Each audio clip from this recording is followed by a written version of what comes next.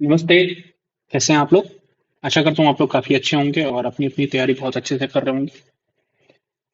आज हम बात करेंगे भारत वर्णन। एक श्लोक है एनसीईआरटी के दीपकम जो पुस्तक है उसमें, सातवीं कक्षा में वहां पर एक श्लोक आता है भारत वर्णन के बारे में। तो उसी को लेकर के हम आज चर्चा करेंगे, इसलिए क्योंकि कहीं ना कहीं अगर आप केंद्रीय विद्यालय की बात करते हैं तो भारत को आप इससे अलग नहीं कर सकते, है ना? तो भारत के बारे में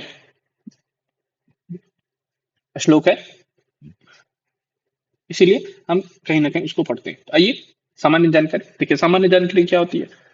जो हम लेसन प्लान में बिल्कुल बताने की कोशिश करते हैं कि हमें केंद्रीय विद्यालय का नाम, साथ में आप क्या है, आपका नाम क्या है, और 15 से 20 मिनट, कितने मिनट की कक्षा होगी आपकी, और शिक्षण विधि, उसमें व्याख्या विधि, प्रश्नोत्तर विधि, साथ में आप यहाँ पर क्या क्या हम टीएलएम में क्या क्या ले रहे हैं। तो देखिए, सबसे पहला तो भारत के मानचित्र, यहाँ पर भौगोलिक सीमा, और उसके बाद में प्रदर्शनार्थम, बिल्कुल भौगोलिक सेवा का प्रदर्शनार्थम के लिए, साथ ही श्यामपट्ट जो आपका ब्लैक बोर्ड है, और चौक पेन, साथ में आप यहाँ पर पीपीटी भी कह सकते हैं कि पीपीटी वगैरह जो होता है ना हमारा, वो भी आप अ, बोल सकते हैं कि हम पीपीटी लेंगे, पीपीटी के माध्यम से करवाएंगे, इस प्रकार से भी आप कह सकते हैं। आगे हम बात करते हैं। देखिए, शिक्षण के उद्देश्य क्या है हमारे, शिक्षणोद्देश्य यानी, तो इसको पढ़ने के बाद में छात्र क्या होंगे? सबसे पहले तो हमारे जो छात्र हैं वो शुद्ध स्वर और उच्चारण के साथ में लयबद्ध में श्लोक का पाठ कर पाएंगे।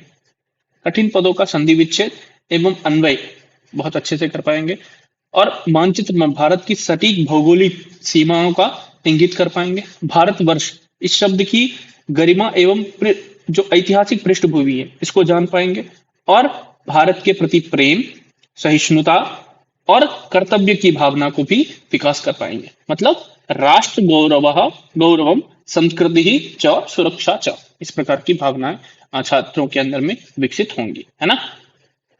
आगे हम बात करते हैं पूर्व ज्ञान परीक्षण। उससे पहले मैं आपको जरूर एक जानकारी दूं। यदि आप चैनल पर नए हैं तो वो please the Sanskrit mentor YouTube channel को अवश्य सब्सक्राइब करें। साथ ही साथ में अगर आपने ये हम आपको लगता है कि आपने पहला वीडियो अगर आप देख रहे हैं और वीडियो कहाँ से देखना है, तो आप हमारे यूट्यूब चैनल पे जाइए। वहां पर प्लेलिस्ट है, प्लेलिस्ट में बहुत सारे वीडियोस हैं केवीएस इंटरव्यू से रिलेटेड, और वहां पे आप जाकर के देख सकते हैं। चलिए आगे हम बात करते हैं। तो नमस्कार बच्चों, कैसे हैं आप लोग? अस्माकं देशस्य नाम किम अस्ति? वेरी गुड, भारतम, भारत वर्षम, वेरी गुड। भारतस्य उत्तरदिशायां कः पर्वतः? हिमालयः, अति उत्तमः। दक्षिणदिशायां कः सागरः? आ, महासागरः। कः? हिमवन्त महासागरम्, हिंद महासागरम्। प्रिय विद्यार्थी, अद्य वयम् एकं दिव्यं श्लोकं पठिष्यामः, यस्मिन् अस्माकं पावन भारतदेशस्य विशिष्ट भौगोलिक सीमानां सांस्कृतिक गौरवस्य च अनुपम वर्णनं कृतमस्ति। मतलब आज हम लोग एक ऐसे श्लोक के बारे में पढ़ेंगे जो हमारे भारत के भौगोलिक सीमा का और हमारे गौर, हमारे संस्कृति के बारे में बहुत अनुपम वर्णन करता है। तो आइए इस देव भाषा संस्कृत से हम अपने मातृभूमि को प्रणाम करें। प्रेम से बोलिए, भारत माता की जय। हाँ, देखिए, उत्तरम यत् हिमा समुद्रस्य हिमाद्रैश्चैव दक्षिणम् वर्षं तद्भारतं नाम भारती यत्र संततिः। उत्तरं यत् समुद्रस्य हिमाद्रैश्चैव दक्षिणम् वर्षं तत् भारतं नाम भारती तत्र संततिः। अति उत्तम। देखिए, उत्तरम, उत्तरम यत् समुद्रस्य हिमाद्रै च एव दक्षिणं वर्षं तत् भारतं नाम, बोलिए, भारती यत्र संतति। अन्वय कैसे होगा? यत् समुद्रस्य उत्तरम हिमाद्रे तथा दक्षिणम अस्ति, यत्र तद एव भारती नाम वर्षम, यत्र संततिः भारती अस्ति। समुद्रस्य उत्तरम हिमाद्री च दक्षिणम, समुद्रस्य दक्षिणम एवं वर्तते। अर्थात यहां पर देखिए, उत्तरम एक वचन, प्रथमा विभक्ति एक वचन, और अर्थात उत्तर दिशा में। समुद्र मतलब षष्ठी विभक्ति एक वचन, हिंद महासागर में।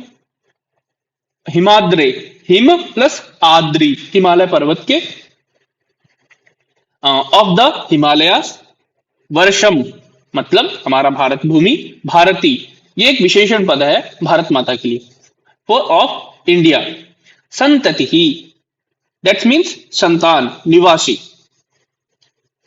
देखिए, समुद्र के उत्तर दिशा में तथा बर्फ से ढके हुए हिमालय के दक्षिण दिशा में, समुद्र के उत्तर दिशा में और बर्फ से ढके हुए हिमालय के दक्षिण दिशा में, मतलब इन दोनों के बीच में जो भूभाग स्थित है वही हमारा क्या है? भारतवर्ष है। और यहां पर जो जन्म लेते हैं वो समस्त प्रजाएं क्या कहलाती हैं? भारतीय कहलाती हैं। और ये श्लोक कहां पे वर्णन है? विष्णु पुराण में। देखिए, भौगोलिक सीमा यहां पर देखिए इस प्रकार से, यहां पर हिमालय और समुद्र को बता करके एक ऐतिहासिक काल रेखा को रेखांकित करता है, और साथ में यह भी बताता है कि भारत केवल एक भूमि का टुकड़ा नहीं है, बल्कि चेतना, विविधता और अखंड भारतीयता के बारे में भी यहाँ पर बताया जाता है। चाहे आप आसाम के हैं, चाहे आप केरल के हैं, हम सभी क्या हैं? भारतीय हैं। हम सभी क्या हैं? भारतीय हैं। Very good. देखिए यहां पर क्या है, कह रहे हैं कि उत्तर दिशा में जहां पर हिमालय पर्वत है और दक्षिण दिशा में जहां पर समुद्र है, इन दोनों के बीच में कौन स्थित है? हमारा भारतवर्ष। कौन स्थित है? हमारा भारतवर्ष। ध्यान से देखिएगा, उत्तर दिशा में कौन है? हिमालय, है ना। दक्षिण दिशा में समुद्र, और इन दोनों के बीच में कौन है? इन दोनों के बीच में हमारा भारतवर्ष है। समझ में आया? इसको लिख लीजिए।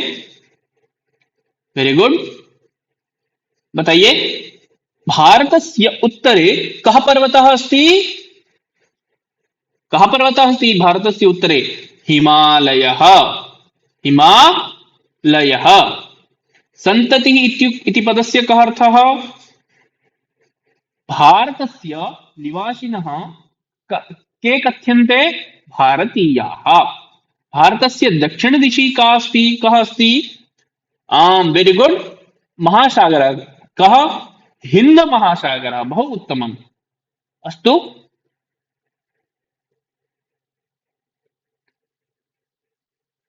जल्दी से होमवर्क लिखिए।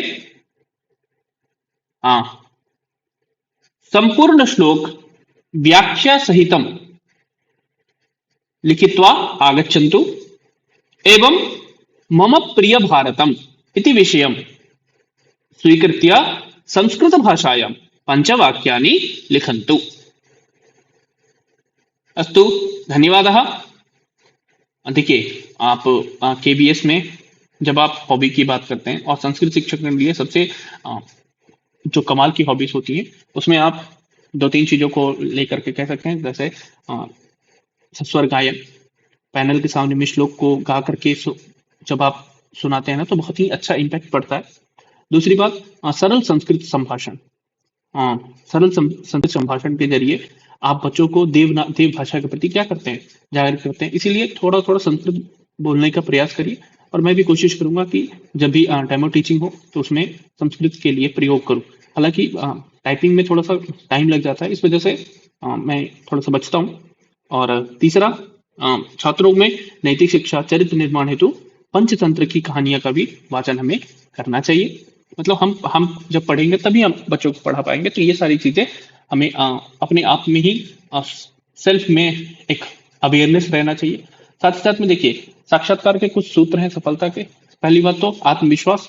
जब आप श्लोक का शुद्ध उच्चारण करते हैं तो व्याकरणिक आधार पर उसकी संधि, उसके अन्वय को बहुत स्पष्टता के साथ में प्रस्तुत करें। दूसरी बात, जब वो सकारात्मक जब भी प्रश्न पूछें तो संस्कृत हमारी भाषा नहीं है, बल्कि जीवन मूल्य का एक समग्र विजन है। इस प्रकार से हम उनके सामने प्रस्तुत करें।